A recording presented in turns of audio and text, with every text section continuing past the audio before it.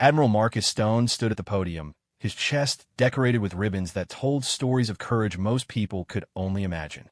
The Navy SEAL had spent 30 years climbing through ranks, earning respect through blood, sweat, and countless missions that remained classified. Today, he was addressing a joint task force meeting about coastal security threats. The conference room buzzed with activity. Officers from different branches shuffled papers, adjusted their uniforms, and whispered among themselves. Stone's eyes swept across the room, noting the familiar faces of his colleagues and the unfamiliar ones of federal agents who had been assigned to work with them. "Ladies and gentlemen," Stone began, his voice carrying the authority of someone who had commanded men in life-or-death situations. "We're facing unprecedented challenges along our coastlines. Drug cartels have become more sophisticated, using everything from submarines to drones to smuggle their products into our country." As he spoke, his attention was briefly caught by a woman sitting in the third row. She appeared to be in her early 30s, with dark hair pulled back in a professional bun and sharp green eyes that seemed to absorb every word he said. She wore a simple black suit, no military insignia visible, and took notes with the precision of someone trained to notice details. Stone continued his presentation, clicking through slides that showed satellite images of suspicious vessels and intercepted communications. The woman in black continued to write, occasionally glancing up to make eye contact with him. There was something about her demeanor that seemed different from the other federal agents in the room. She had a stillness about her, like a predator waiting for the right moment to strike. During the break, Stone found himself near the coffee station, adding sugar to his cup when the woman approached. She moved with confidence, her heels clicking softly against the polished floor. "Admiral Stone," she said, extending her hand. "I'm Agent Sarah Chun, FBI." Stone shook her hand, noting her firm grip. "Agent Chun, what did you think of the presentation?" "Comprehensive," she replied, her voice neutral. "Though I think you might be underestimating some of the threats we're dealing with." Stone raised an eyebrow. In his experience, federal agents often thought they knew better than military personnel, despite having never faced enemy fire or commanded troops in hostile territory. "Is that so? And what makes you think that?" Sarah smiled, but it didn't reach her eyes. "Let's just say the FBI has access to intelligence that might surprise you." The comment irritated Stone more than it should have. He had dealt with bureaucrats before, people who sat behind desks and made judgments about situations they had never experienced firsthand. "Agent Chun," he said, his tone carrying a slight edge, "with all due respect, I've been fighting enemies of this country since before you were probably out of high school. I think I have a pretty good handle on what threats we're facing." Sarah's expression didn't change, but something flickered in her green eyes.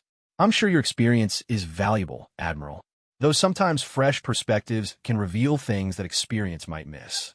Before Stone could respond, the break ended, and everyone filed back in the conference room. The rest of the meeting proceeded without incident, but Stone found his attention drifting back to Agent Chun. There was something about her that bothered him, though he couldn't quite put his finger on what it was. After the meeting, Stone was gathering his materials when his aide, Lieutenant Commander Jake Morrison, approached him. "Sir, what did you think of the FBI contingent?" Morrison asked, glancing around to make sure they weren't overheard. "Typical bureau types," Stone replied, stuffing papers into his briefcase. "They think they know everything, but most of them have never been in a real fight." Morrison nodded. "That Agent Chun seemed particularly interested in your presentation." "She did, didn't she?" Stone mused, probably looking for something to criticize in her report. "You know how these federal investigations go. They send someone in to find fault with our operations, then write up a report recommending changes that will make everything less efficient. Do you think that's what this is about?" Morrison asked. Stone closed his briefcase with a snap. "It's always what it's about, Jake. The FBI wants to expand their jurisdiction, and the best way to do that is to find problems with how we're currently handling things." As they walked toward the exit, Stone noticed Agent Chun talking quietly with another federal agent near the doorway. She glanced up as he passed, nodding politely. "Admiral," she said as he approached. "Agent Chun." Stone paused, his natural courtesy overriding his annoyance. "I hope you found the information useful." "Very much so," she replied. "I'm looking forward to working more closely with your team in the coming weeks." Stone felt a slight chill at her words, though he wasn't sure why. "Are you planning to be involved in our operations?" "The FBI has been asked to conduct a review of current coastal security protocols," Sarah explained. "I'll be the lead agent on that review." Now Stone understood his unease. A review meant scrutiny, questions, and probably recommendations for changes that would tie his hands with red tape. I see. Well, I hope you'll keep in mind that these protocols were developed by people with real-world experience. Sarah's smile was polite, but gave nothing away. Of course, Admiral. Experience is always valuable, though sometimes an outside perspective can be helpful too. After leaving the building, Stone and Morrison walked to their vehicle in silence. Finally, Morrison spoke up. Sir, do you think we should be concerned about this review? Stone considered the question as he started the engine. Reviews are always a pain in the rear, Jake. But we run a tight ship. We follow protocols, we get results, and we keep bad guys from getting into the country. What could they possibly find fault with? Maybe they're not looking for fault, Morrison suggested. Maybe they genuinely want to help. Stone laughed, but there was no humor in it. Son, in 30 years of military service, I've learned that when the federal government says they want to help, what they really mean is they want to take control. Mark my words, Agent Chun is here to find problems, whether they exist or not. As they drove back to base, Stone found himself thinking about the FBI agent. There had been something in her eyes during their brief conversations, a knowledge or understanding that seemed deeper than what her apparent youth and civilian background should have provided. It was unsettling in a way he couldn't quite explain. That evening, Stone sat in his home office, reviewing files and preparing for the next day's operations. His wife, Margaret, brought him a cup of coffee and settled into the chair across from his desk. How was the meeting today? She asked, noting the tension in his shoulders. The usual federal circus, Stone replied, not looking up from his papers. They're sending in someone to review our operations.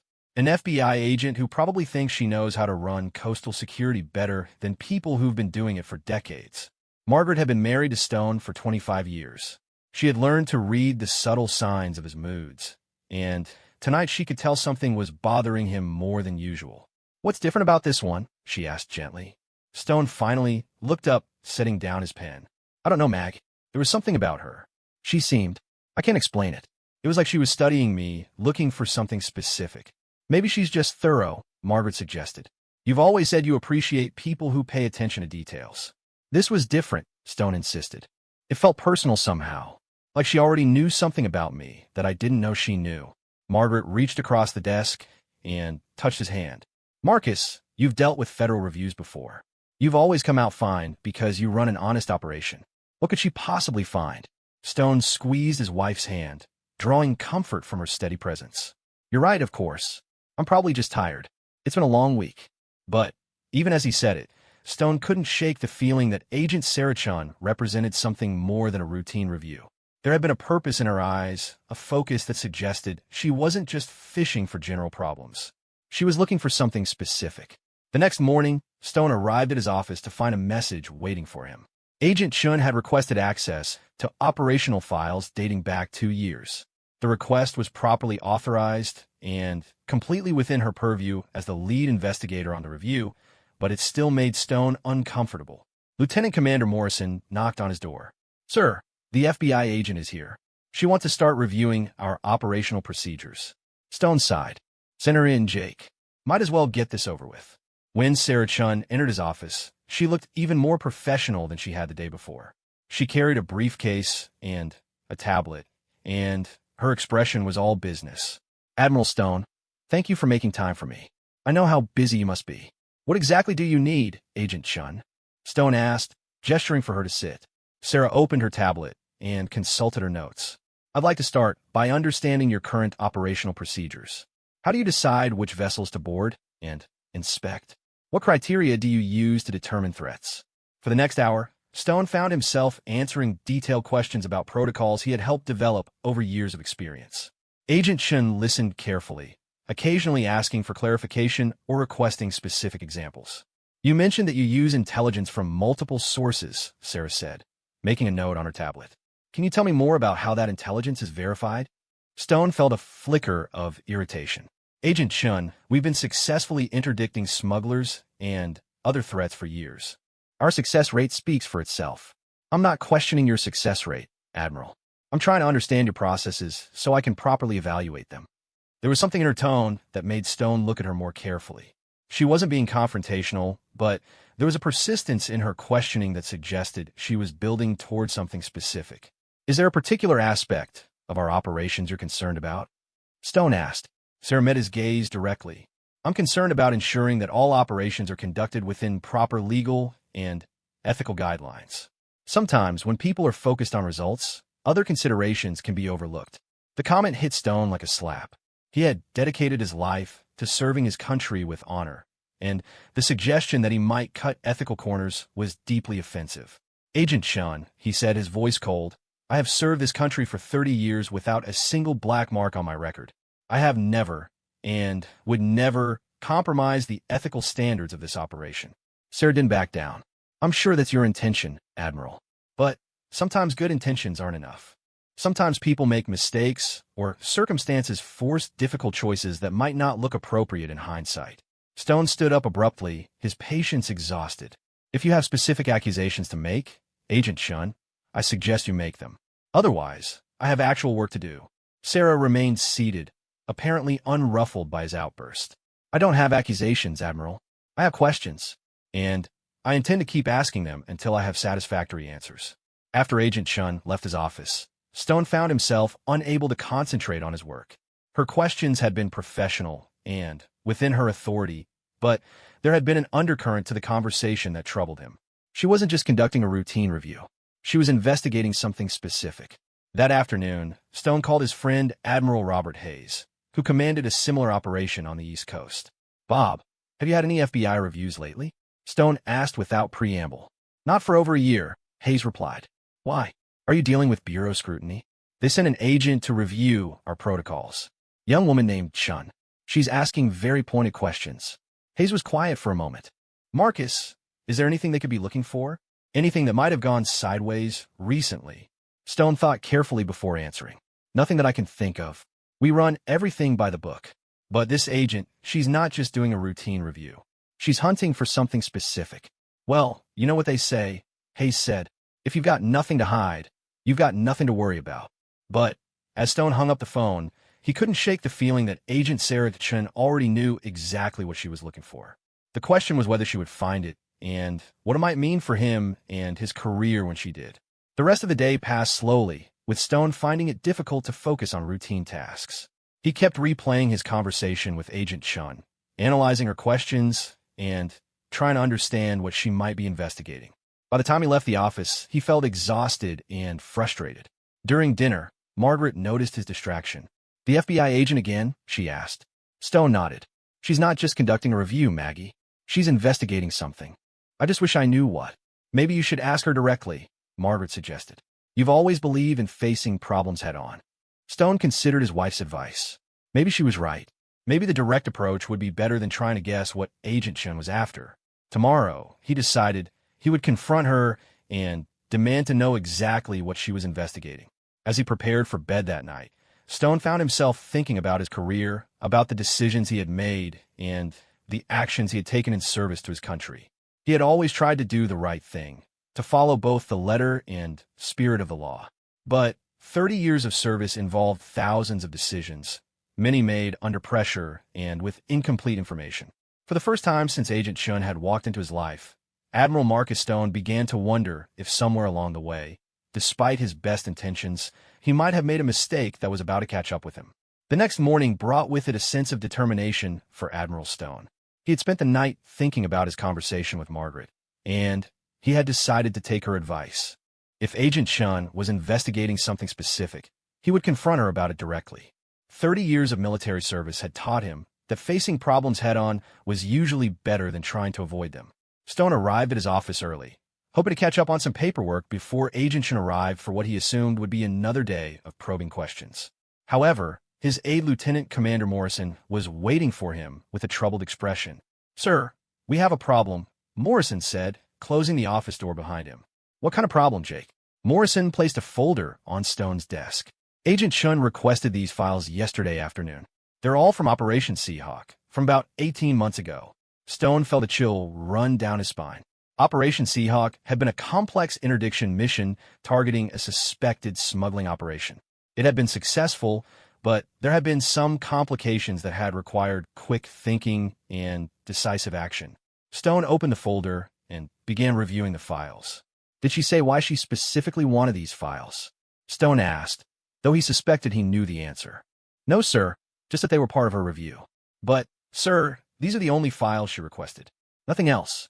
Just Seahawk. Stone continued reading, his unease growing.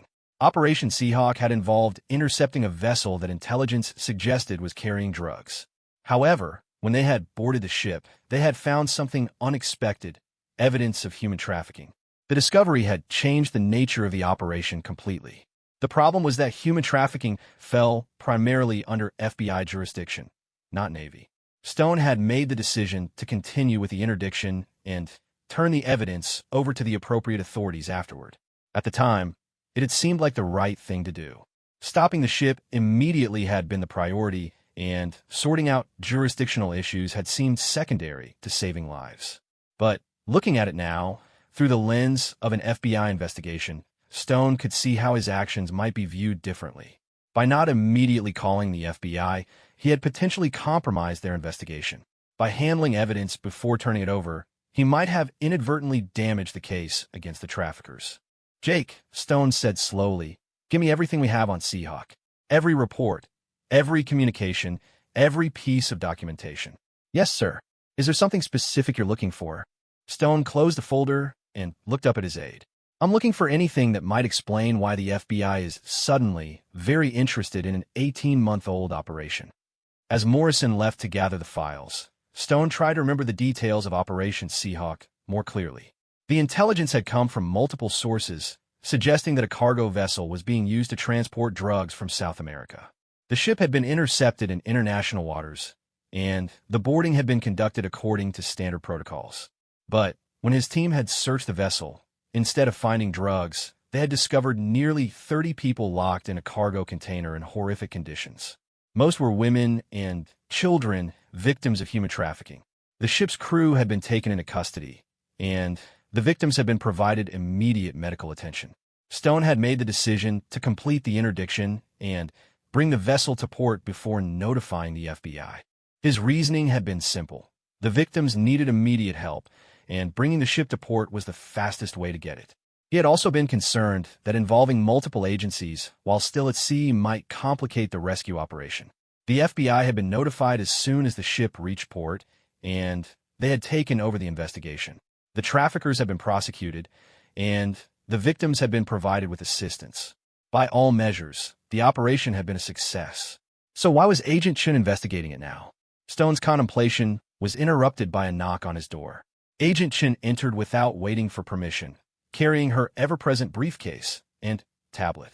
Good morning, Admiral, she said, settling into the chair across from his desk with the confidence of someone who belonged there. Agent Chen. Stone decided to take the direct approach immediately. I understand you've requested files from Operation Seahawk. Sarah's expression didn't change, but Stone thought he detected a slight tensing around her eyes. That's correct. It's part of my review. Agent Chen, I'm going to ask you directly. What are you investigating? This clearly isn't a routine review of protocols. Sarah set down her tablet and looked at him steadily. Admiral Stone, I'm investigating potential violations of federal law and interagency protocols. Operation Seahawk represents a case where Navy personnel took actions that may have compromised an ongoing FBI investigation. Stone felt anger rising in his chest. Agent Chen, Operation Seahawk saved 30 lives. We rescued victims of human trafficking and brought dangerous criminals to justice. If you're suggesting that was somehow wrong, I'm not suggesting anything, Admiral. I am investigating facts. Sarah opened her tablet and consulted her notes. According to the files, Navy personnel took possession of evidence related to human trafficking without immediately notifying the FBI. That evidence was in Navy custody for over 8 hours before the Bureau was contacted. We were at sea, Stone said, his voice rising. Our priority was getting those victims to safety and medical attention. Jurisdictional concerns seemed less important than saving lives. Jurisdictional concerns aren't just bureaucratic red tape, Admiral. They exist to ensure that investigations are conducted properly and that evidence isn't compromised. When you took unilateral action, you potentially damaged our ability to prosecute the people responsible for this trafficking operation. Stone stood up abruptly, his temper finally boiling over. Our ability? Agent Shun, with all due respect, where exactly were you during Operation Seahawk? Where was the FBI when those victims needed help? Sarah remained seated, her voice calm despite Stone's outburst. The FBI was conducting a months-long investigation into this trafficking network. We had been tracking that vessel for weeks, waiting for the right moment to move. Your interdiction may have prevented us from identifying other members of the network. The words hit Stone like a physical blow. Are you telling me the FBI knew about this ship, knew about those victims, and didn't act? We were building a case that would have taken down the entire network, not just one ship. Sometimes immediate action isn't the best action. Stone felt disbelief and fury washing over him in equal measure. You knew there were people suffering in those containers, and you wanted to wait? To build your case while people were being tortured and abused. We were following established protocols for complex investigations. You disrupted those protocols when you acted unilaterally. I saved 30 lives, Stone shouted, his control finally snapping. 30 human beings who would have continued to suffer while you built your precious case.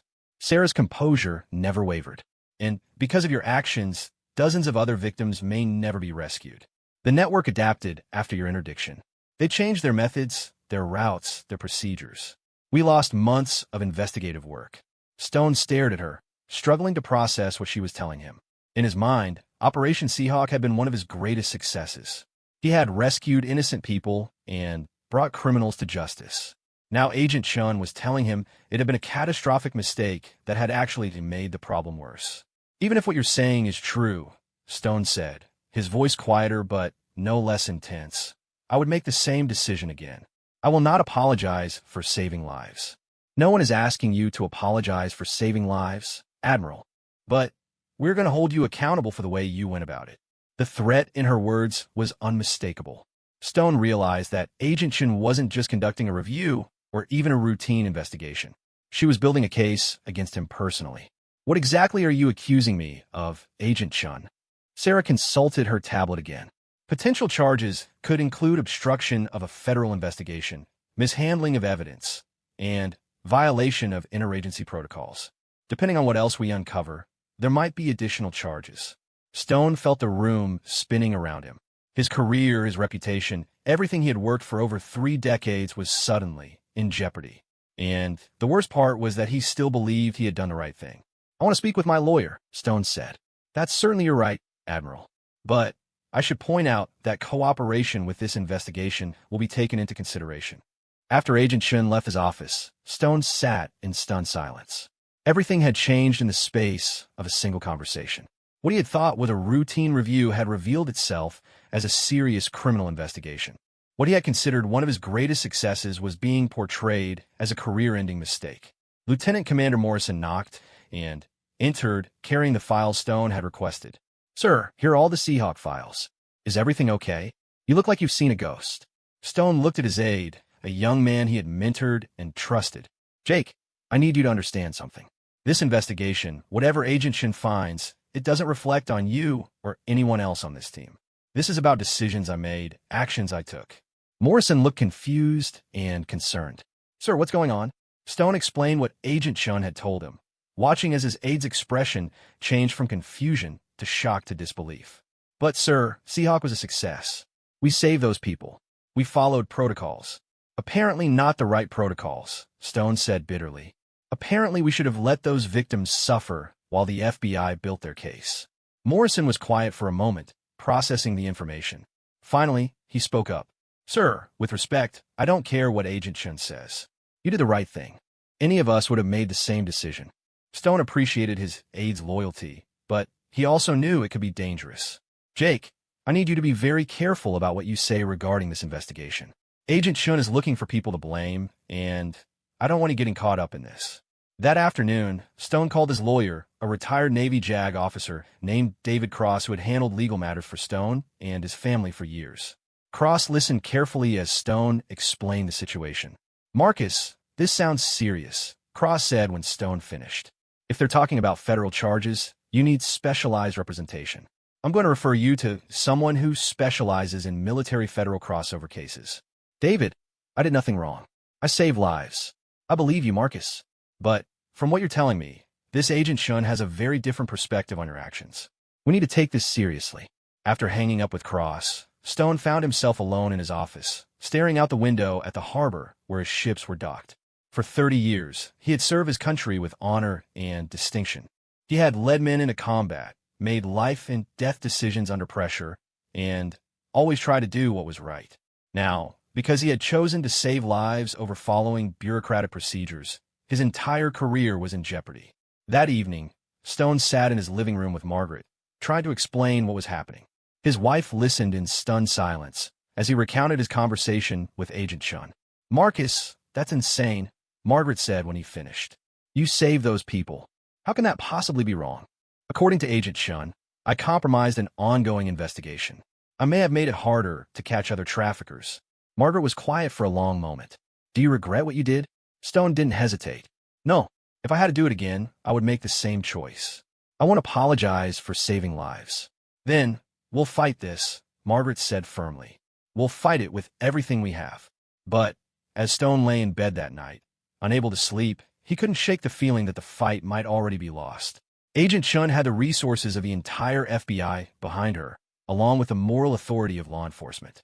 What did he have? The conviction that he had done the right thing, and the loyalty of a few subordinates who could be destroyed along with him. For the first time in his military career, Admiral Marcus Stone felt truly afraid, not of enemy fire or dangerous missions, but of a young FBI agent who seemed determined to destroy everything he had worked for in the name of justice. The next morning brought new challenges. Stone arrived at his office to find that Agent Shun had expanded her investigation. She was now requesting files from other operations, interviewing his staff, and examining every aspect of his command. Lieutenant Commander Morrison looked haggard when he briefed Stone on the situation. "Sir, she's been here since 6 a.m. She's interviewed 3 of our senior petty officers and requested files from Operations Neptune and Trident." Stone felt a sinking sensation in his stomach. If Chun was expanding her investigation, it meant she was either finding evidence of wrongdoing or fishing for more potential violations. Either way, it was bad news. "Has she found anything?" Stone asked. "Not that I know of, sir. But she's being very thorough.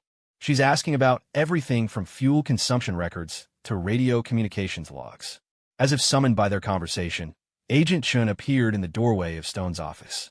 "Admiral, I need to ask you some additional questions about Operation Neptune." Stone felt exhausted before the day had even really begun. "Agent Chun, Operation Neptune was conducted 18 months ago. I'm not sure how much detail I can recall without reviewing the files." "Then, perhaps we should review them together," Sarah suggested, settling in her now familiar chair across from his desk. For the next 2 hours, Stone found himself defending decisions he had made during another successful operation. Agent Chin picked apart every choice, questioned every procedure, and made detailed notes about anything that deviated even slightly from standard protocols. "Admiral," she said finally, "I'm starting to see a pattern in your operations. You seem to have a tendency to act independently, without proper coordination with other agencies." "Agent Chun, I command a military unit tasked with protecting our coastline. Sometimes that requires quick decisions and decisive action. I can't stop to hold a committee meeting every time we need to intercept a potential threat. But you can follow established protocols for interagency coordination, protocols that exist to prevent exactly the kinds of problems we're discussing." Stone was beginning to understand that Agent Chun had already reached her conclusions about his guilt or innocence. These interviews weren't about gathering information. They were about building a case to support charges she had already decided to file. The realization was both frightening and liberating. If the outcome was already determined, then he might as well speak his mind. "Agent Chun," Stone said, "let me ask you something. Have you ever been in a situation where people's lives hung in the balance? Where every minute of delay could mean the difference between saving someone and losing them?" Sarah's expression remained neutral. "That's not really relevant to—" "It's absolutely relevant," Stone interrupted. "Because until you've faced that kind of pressure, until you've had to make those kinds of decisions, you can't possibly understand why sometimes the textbook approach isn't the right approach. The law doesn't make exceptions for good intentions, Admiral." "Maybe it should," Stone replied. "Maybe there's more to justice than following procedures blindly." Agent Chin closed her tablet and stood up. "I think we're done for today, Admiral." But this conversation has been very enlightening. As she left his office, Stone realized that he had probably just sealed his fate. But for the first time since this nightmare had begun, he didn't care. He had spoken his truth, and whatever consequences followed, he could live with them. What he couldn't live with was the idea that somewhere victims were suffering because he had followed Agent Chin's version of proper protocol instead of doing what his conscience told him was right. 3 days after his confrontational exchange with Agent Chun, Admiral Stone found himself summoned to a meeting he had been dreading. The call came from Admiral Patricia Hawkins, the regional commander and Stone's direct superior. Her voice was carefully neutral when she requested his presence at headquarters, but Stone could hear the underlying tension. Stone arrived at the imposing gray building that housed the regional command early, hoping to gather his thoughts before the meeting. As he walked through the familiar corridors lined with portraits of distinguished naval officers, he couldn't help but wonder if his own portrait would ever hang among them, or if his career would end in disgrace before such honors could be considered. Admiral Hawkins' office was a study in naval tradition and personal achievement. Her walls displayed commendations, photographs with presidents and foreign dignitaries, and mementos from a career that had taken her from a young ensign to one of the highest-ranking women in the Navy. Stone had always respected her as both a leader and a person, which made what he suspected was coming even more difficult to face. "Marcus, sit down," Hawkins said without preamble as Stone entered her office. Her tone was businesslike, but Stone could see concern in her eyes. Stone took a seat across from her desk, noting that she had a thick folder open in front of her. He suspected it contained Agent Chin's preliminary findings. "Patricia, before you say anything, I want you to know that I stand by every decision I made during Operation Seahawk and every other operation under my command." Hawkins held up a hand to stop him. "Marcus, let me be very clear about something. This conversation is not about your tactical decisions or your operational competence. You're one of the finest officers I've had the privilege to serve with, and your record speaks for itself." Stone felt a momentary relief, but it was quickly tempered by the serious expression on his superior's face. However, Hawkins continued, "The FBI has made some very serious allegations about potential violations of federal law and interagency protocols. These aren't matters I can simply dismiss, regardless of my personal opinion of your character." "What exactly has Agent Chin told you?" Stone asked, though he suspected he already knew. Hawkins consulted the folder before responding. "She's alleging that you deliberately interfered with an ongoing federal investigation, that you mishandled evidence in a way that compromised the case against human traffickers, and that you've established a pattern of acting without proper coordination with other agencies." Stone felt anger rising in his chest again. "Patricia, we saved 30 people. 30 human beings who were being transported like cargo in horrific conditions. Are you telling me that was wrong?" "No one is saying that saving those people was wrong, Marcus. But Agent Chin makes a compelling argument that your methods may have caused more harm than good in the long term." "More harm than good?" Stone's voice rose despite his efforts to remain calm. "How can saving lives cause more harm than good?" Hawkins leaned forward in her chair. "Marcus, according to the FBI, that trafficking network has adapted their methods since your interdiction. They've become more cautious, harder to track, and they've moved their operations to areas where we have less capability to monitor them.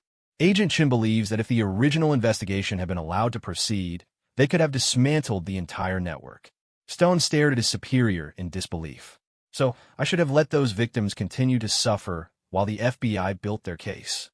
"That's not what I'm saying, but I am saying that this is the reality we're dealing with. The FBI believes that your actions, however well-intentioned, ultimately serve the interests of the traffickers rather than their victims." The accusation hit Stone like a physical blow. The idea that his actions had somehow helped the very criminals he had been trying to stop was almost incomprehensible to him. "Patricia, that's insane. We rescued those people and put their captors in prison.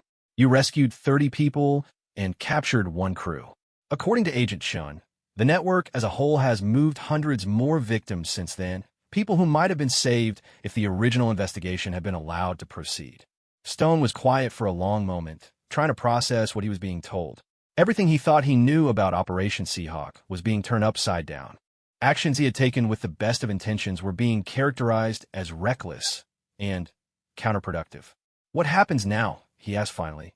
Hawkins closed the folder and looked at him directly. The FBI is recommending that you be relieved of command pending the outcome of their investigation. They're also suggesting that the Department of Justice might pursue criminal charges. Stone felt the world tilt around him.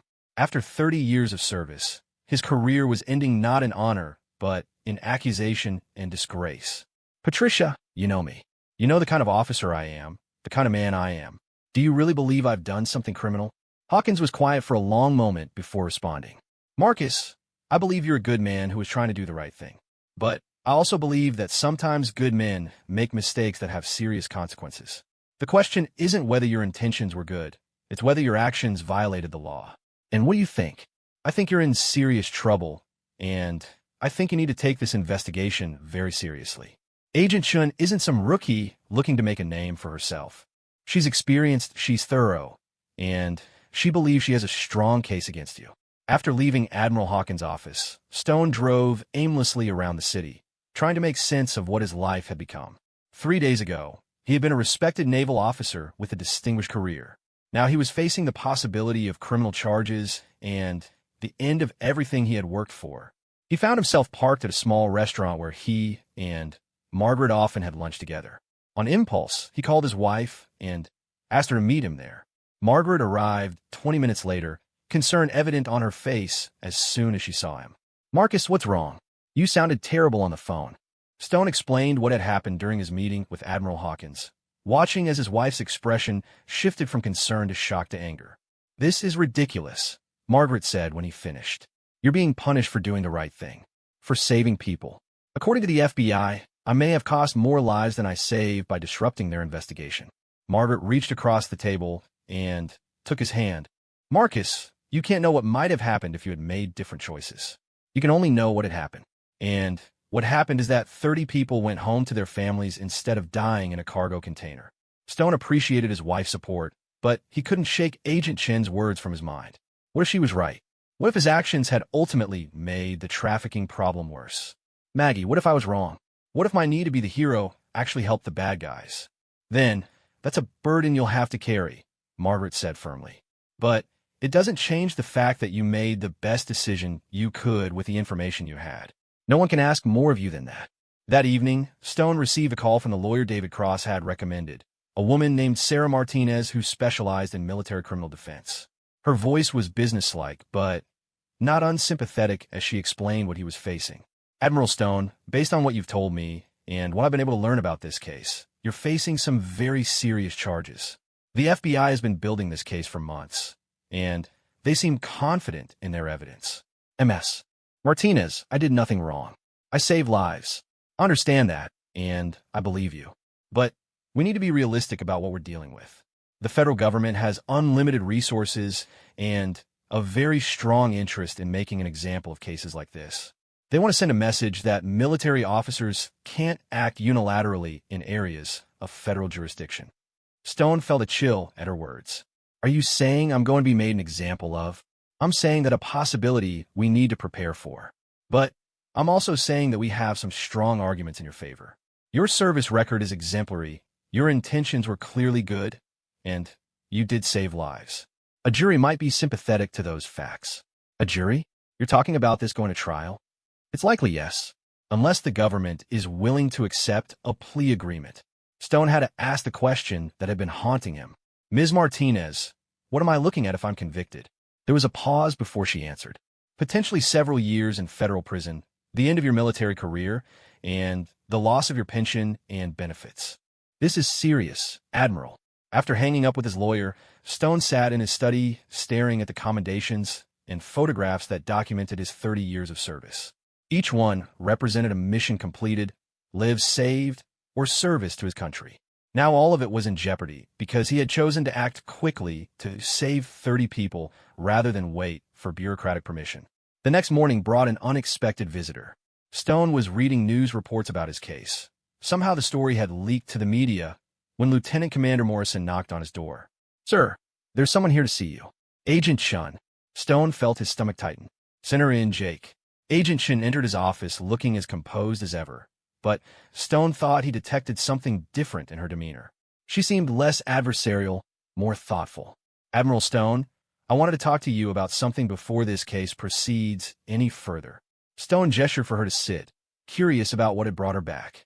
Agent Shun, if you're here to offer me a plea deal, I should probably have my lawyer present.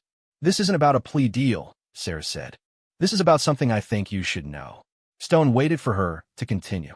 I've been investigating this case for 8 months, Sarah began. I've interviewed dozens of people, reviewed thousands of documents, and analyzed every aspect of the trafficking network we were investigating. And I've discovered some things that weren't in the original briefings I received. Stone felt a flicker of hope, but tried not to let it show. Sarah continued. The FBI operation that you allegedly disrupted was not as close to success as my initial information suggested. In fact, we had lost track of the vessel you intercepted 3 days before you found it. We didn't even know it was carrying victims at that time. Stone stared at her. What are you saying? I'm saying that the narrative about you disrupting an active rescue operation isn't accurate. We weren't actively tracking that ship when you intercepted it. If you hadn't acted, those 30 people would likely have died before we found them again. Stone felt confused and hopeful at the same time. Why are you telling me this? Sarah was quiet for a moment before answering.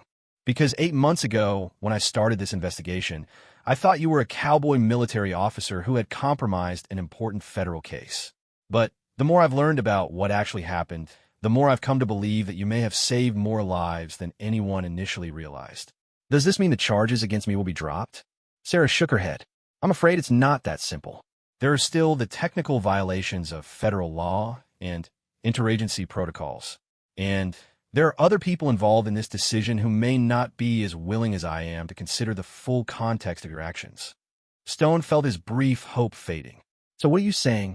I'm saying that I wanted you to know the truth about what you accomplished, regardless of what happens with the legal proceedings.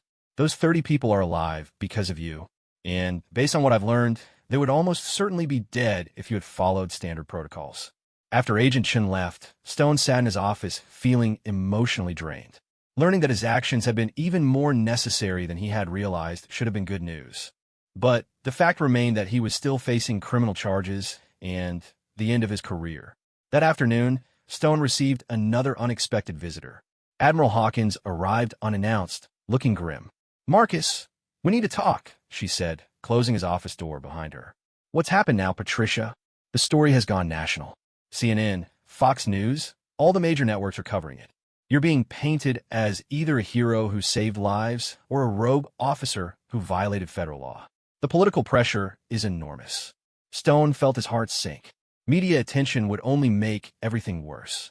Which narrative is winning, he asked. It's split along predictable lines. Military supporters are rallying behind you, while law enforcement advocates are calling for your prosecution. The political implications are enormous. What does that mean for me? Admiral Hawkins looked him directly in the eye. It means that whether you're prosecuted may depend more on political considerations than on the facts of the case. And that's not necessarily good news for you. Stone understood what she was really telling him.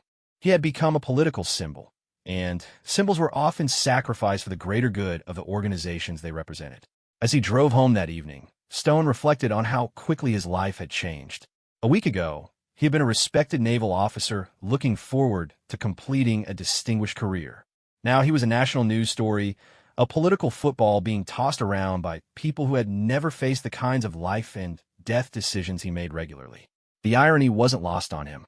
He was being destroyed for doing exactly what his training, experience, and conscience had told him was right.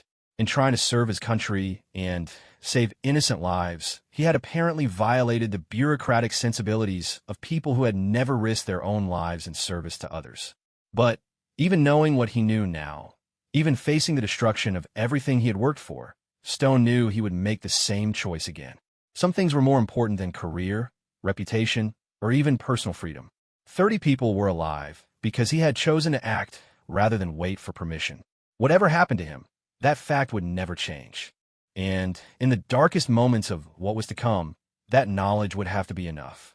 The media storm surrounding Admiral Stone's case intensified over the next week, transforming what had started as a routine investigation into a national debate about military authority, federal jurisdiction, and the nature of heroism itself. Stone found himself trapped in the center of the hurricane, unable to speak publicly about the case on his lawyer's advice, while others debated his fate in television studios and newspaper editorials across the country. The morning of what would become a turning point in the case began with Stone reading yet another newspaper article about his situation while drinking coffee in his kitchen. The headline read, "Navy Hero or Federal Criminal? The Marcus Stone Dilemma." The article presented both sides of the argument, but concluded with a question that had been haunting Stone himself. In an age of complex international cooperation and law enforcement, can military officers still act unilaterally, even with the best intentions? Margaret sat across from him at the breakfast table, her own coffee growing cold as she watched her husband struggle with the weight of national scrutiny. "You need to stop reading these articles," she said gently. "They're not helping anything. I need to understand what people are saying," Stone replied, folding the newspaper. "If this goes to trial, these are the people who might end up on the jury." Before Margaret could respond, Stone's phone rang. The caller ID showed his lawyer's number. "Admiral Stone," Sarah Martinez said without preamble, "we need to meet immediately. Something significant has developed." An hour later, Stone sat in Martinez's law office, a modern space with floor-to-ceiling windows overlooking the city harbor. Martinez looked more animated than he had seen her since they first met. "Admiral, I received a call this morning from someone who wants to speak with you about the Seahawk case. Someone whose testimony could change everything." Stone felt a flicker of hope, but tried to keep his expectations in check. "Who?" "Delina Vasquez. She was one of the victims you rescued." Stone remembered the name from the reports.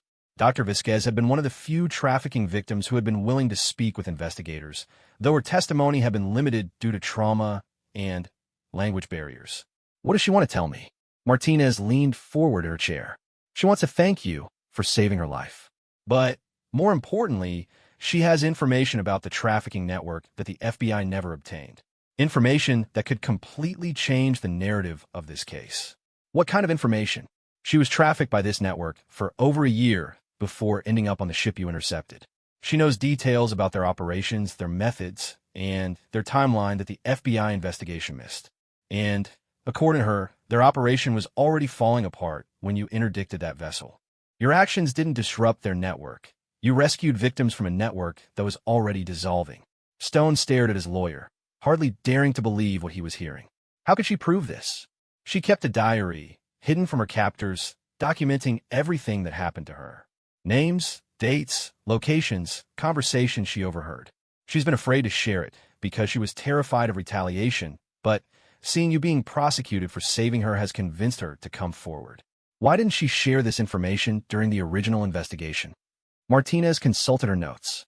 Apparently, she tried to tell the FBI agents who interviewed her, but there were language barriers and she was dealing with severe trauma. The agents focused on her direct experience aboard the vessel you interdicted rather than her broader knowledge of the network. They essentially treated her as just another victim to be helped rather than a potential intelligence source. Stone felt a mix of relief and anger.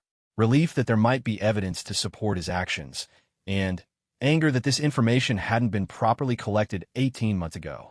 "When can we meet with her?" "This afternoon, if you're available. But, Admiral, there's something else you should know. Dr. Vasquez isn't the only victim who wants to speak with you. Word has gotten out in the survivor community about your case, and several other people you rescued have contacted victim advocacy groups asking how they can help you." The afternoon meeting took place in a small conference room at a victim services center downtown. Stone arrived early, feeling nervous about facing someone whose life he had helped save, but whose rescue was now being portrayed as a mistake. Dr. Vasquez was a small woman in her early 30s with dark hair and intelligent eyes that seemed to hold depths of experience far beyond her years. Despite the trauma she had endured, she carried herself with a dignity and strength that Stone found immediately impressive. "Admiral Stone," she said in accented but clear English, rising to shake his hand. "I have wanted to meet you for 18 months. "Dr. Vasquez," Stone replied, "I'm honored to meet you, though I wish it were under better circumstances." They sat down with Martinez and a victim advocate who had helped arrange the meeting. Dr. Vasquez opened a small notebook that looked well-worn and carefully preserved. "Admiral, I need you to understand something," she began. "When I saw on the news that you were being prosecuted for saving us, I knew I had to speak. What they're saying about you disrupting an investigation, it is not true." Stone leaned forward, listening carefully.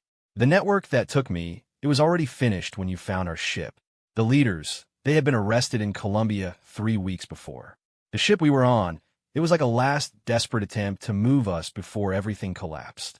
Dr. Vasquez opened her notebook and began reading from entries she had made during her captivity. Here, from 2 weeks before you found us, the guard are talking about the bosses being caught. They're arguing about what to do with us. Some want to let us go, others want to sell us quickly. And here, from 1 week before, they loaded us onto this ship with no real plan. The captain seems confused about where we are supposed to go. Stone exchanged glances with his lawyer. If Dr. Vasquez's account was accurate, it painted a completely different picture from the one Agent Chun had presented. Dr. Vasquez, Stone said carefully, are you saying that the trafficking operation was already over when we intercepted your ship? Not completely over, but falling apart. The people on the ship with us, we were like the last cargo they were trying to move before running away. If you had not found us when you did, I think they would have killed us rather than risk being caught with us. Martinez made notes as Dr. Vasquez continued her account.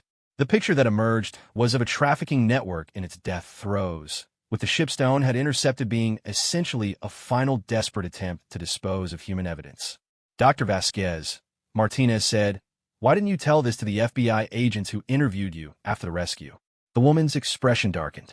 I tried to tell them, but the interpreter was not very good, and I was very traumatized. They asked me questions about the ship, about the crew, but when I tried to tell them about the bigger organization, they said it was not relevant to their immediate case. Stone felt anger building in his chest.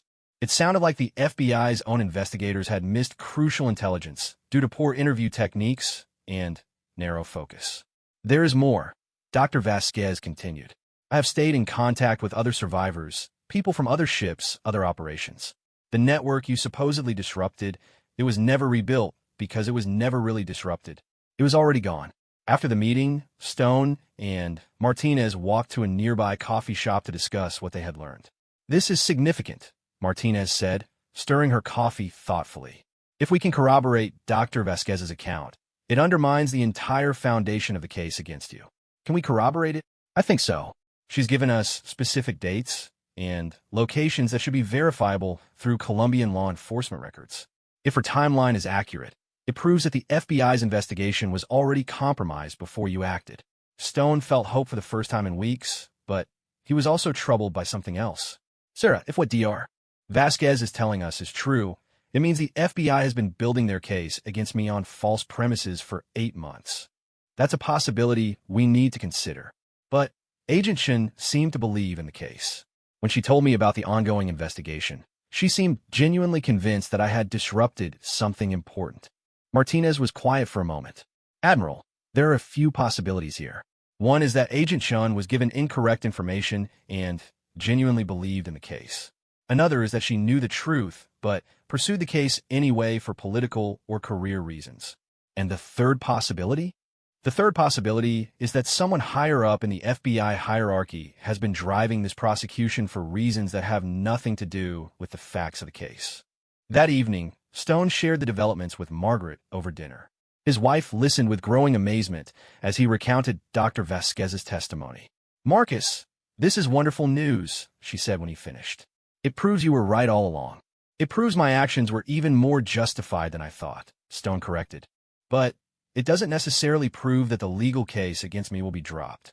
Why not? If the whole foundation of their case is wrong, because this has become about more than just the facts of one case, Stone interrupted.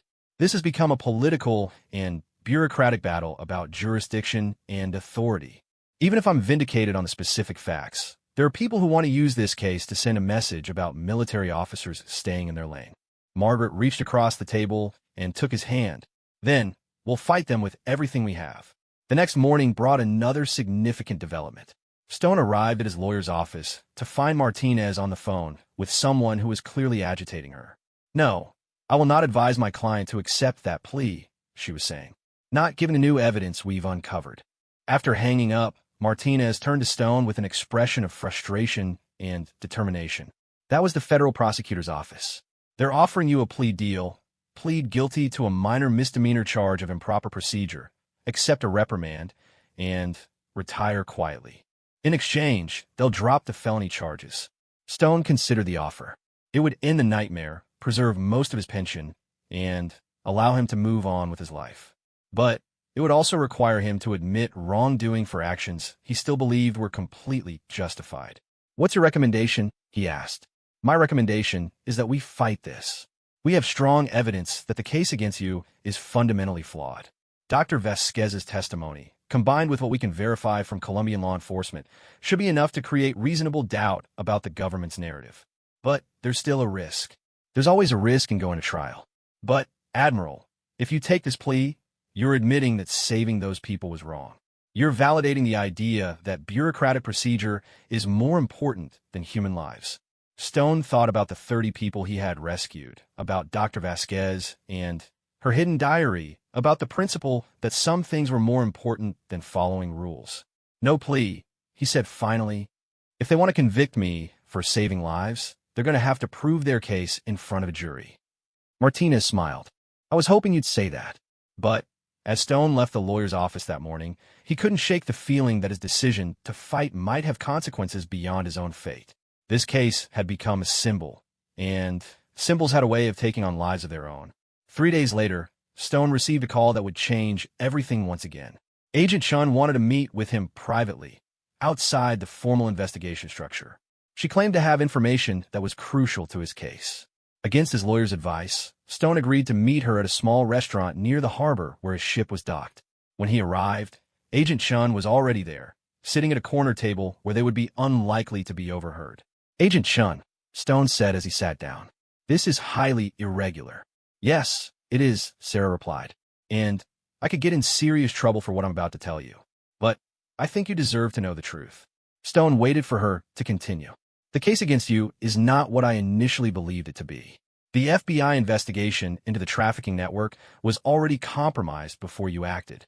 We had lost track of the vessel, we didn't know it was carrying victims, and the network had already been dismantled by Colombian authorities." Stone stared at her. "You're telling me everything you said about my actions disrupting your investigation was wrong?"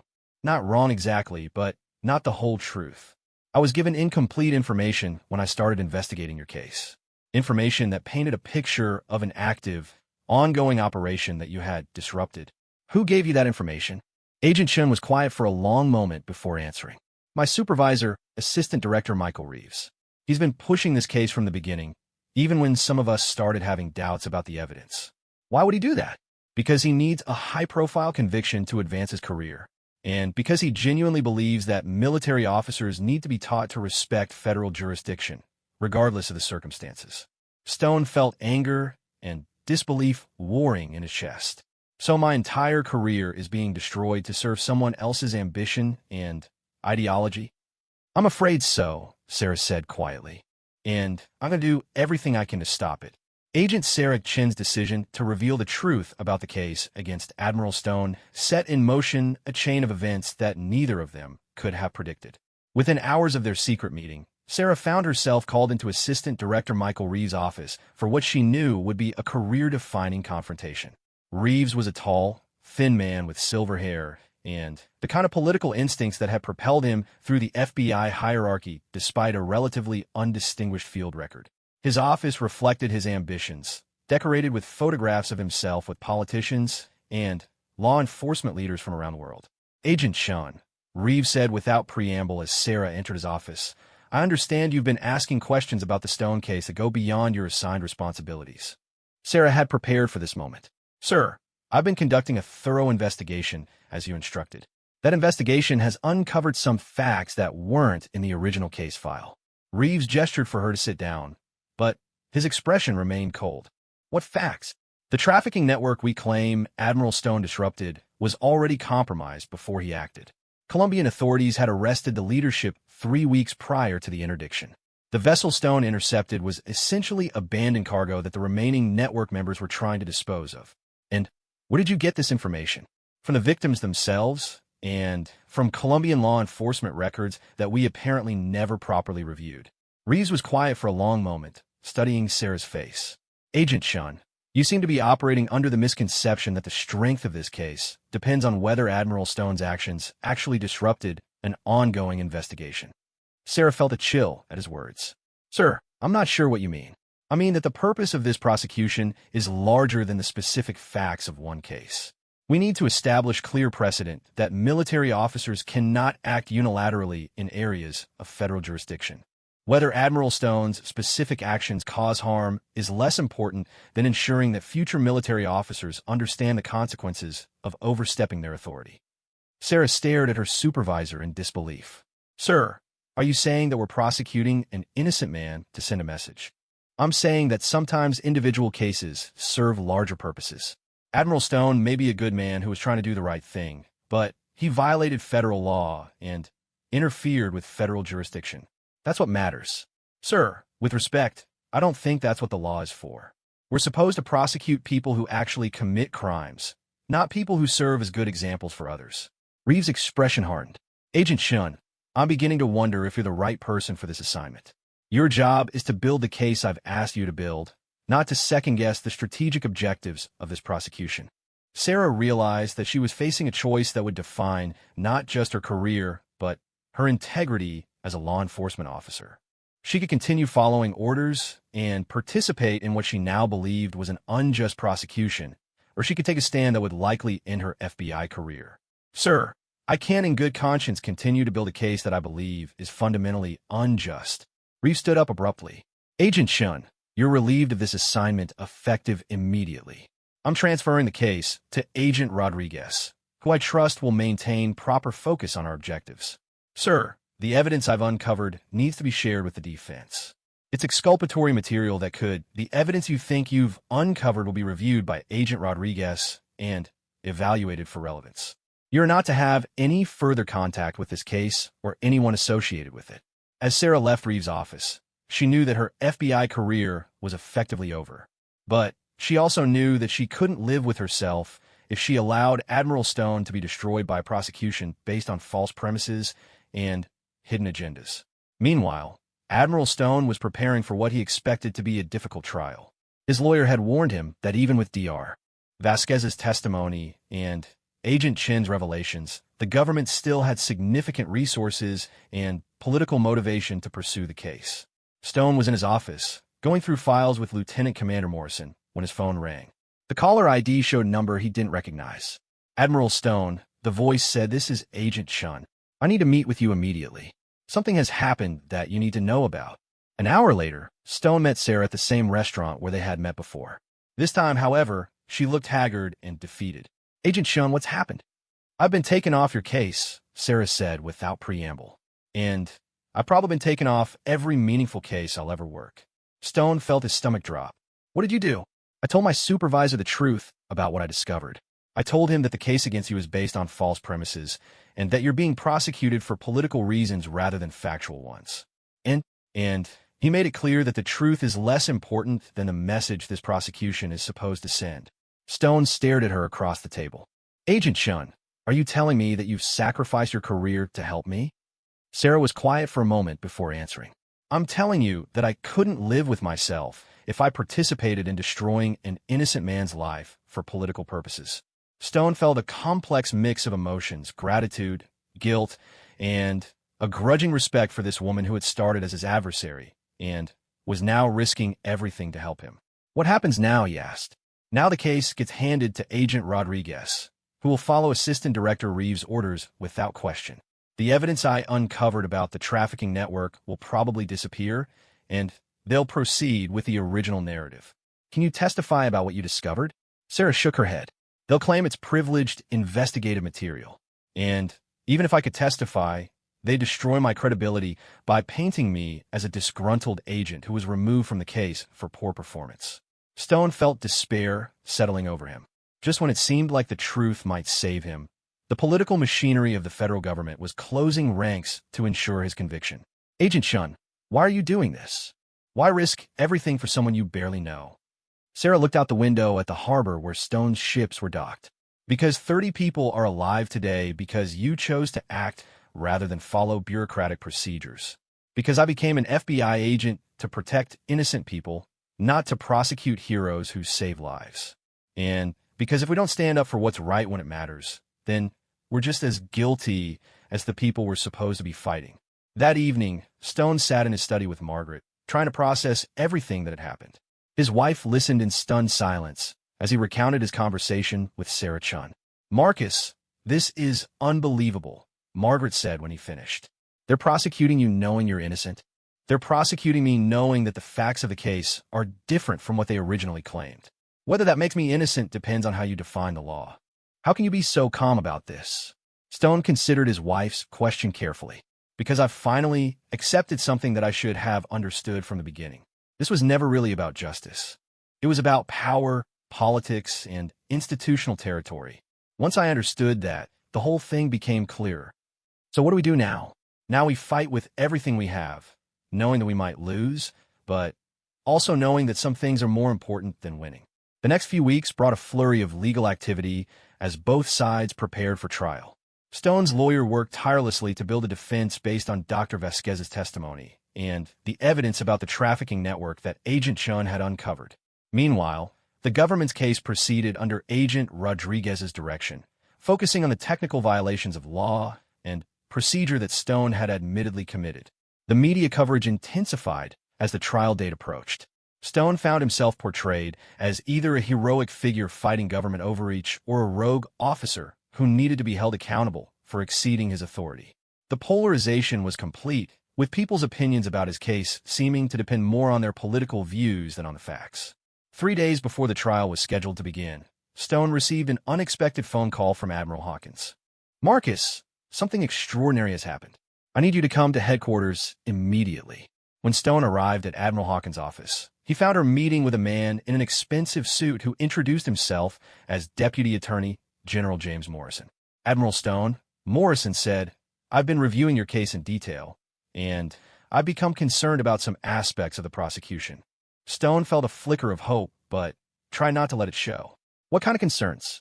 "Concerns about whether this case serves the interests of justice or merely the interests of certain individuals within the FBI.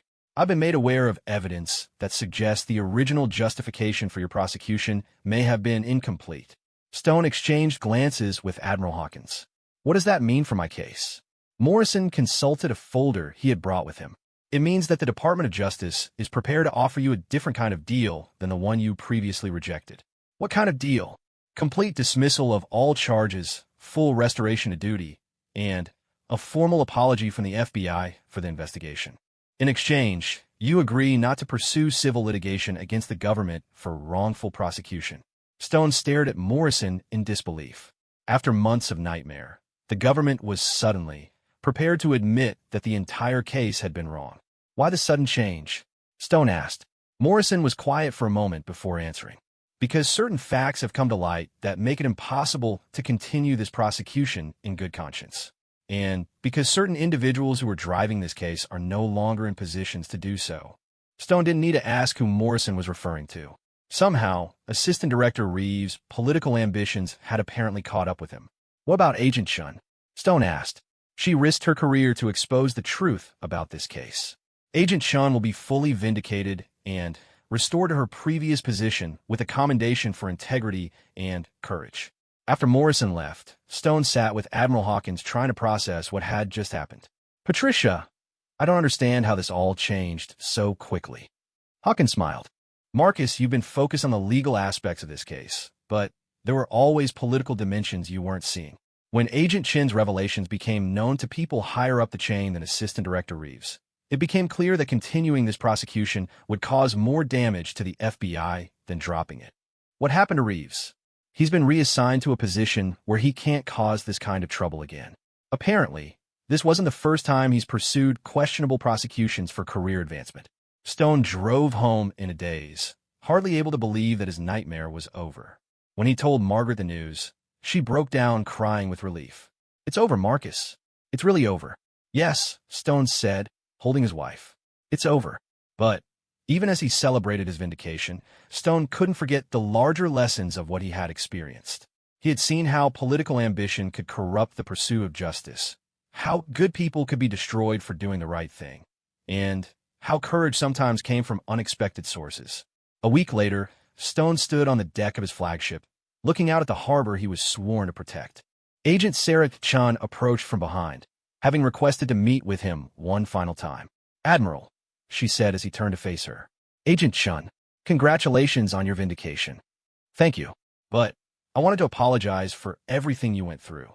For the investigation, the accusations, the threat to your career, all of it.